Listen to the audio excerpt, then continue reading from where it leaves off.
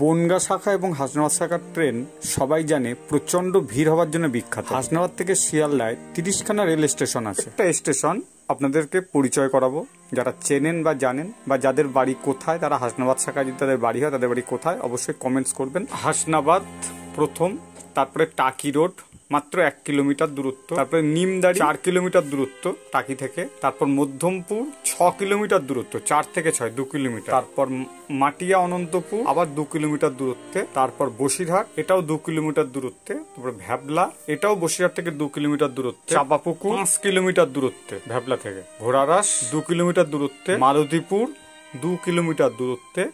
কাগড়া Mirzanagar 4 kilometre দূরত্বে, মালতীপুর থেকে কাগড়া Mirzanagar 4 kilometre, কাগড়া Mirzanagar থেকে হারোয়া রোড 4 কিলোমিটার দূরত্বে, ভাসিলা 3 কিলোমিটার দূরত্বে, তারপর লেবুতলা 2 কিলোমিটার দূরত্বে, বেলেঘাটা রোড 3 কিলোমিটার দূরত্বে লেবুতলা, সন্ডালিয়া 3 কিলোমিটার দূরত্ব বেলেঘাটা থেকে, তারপর বাহিরা কালীবাড়ি এটা হচ্ছে 2 কিলোমিটার দূরত্ব সন্ডালিয়া থেকে, করেয়া কদম্বগাছি 4 কিলোমিটার দূরত্ব বহিরা কালীবাড়ি থেকে, কাজীপাড়া 3 কিলোমিটার দূরত্ব, করেয়া কদম্বগাছি থেকে কাজীপাড়া হচ্ছে 3 কিলোমিটার, বারাসাত জংশন 3 কিলোমিটার দূরত্ব কাজীপাড়া থেকে, হৃদয়পুর 2 কিলোমিটার দূরত্ব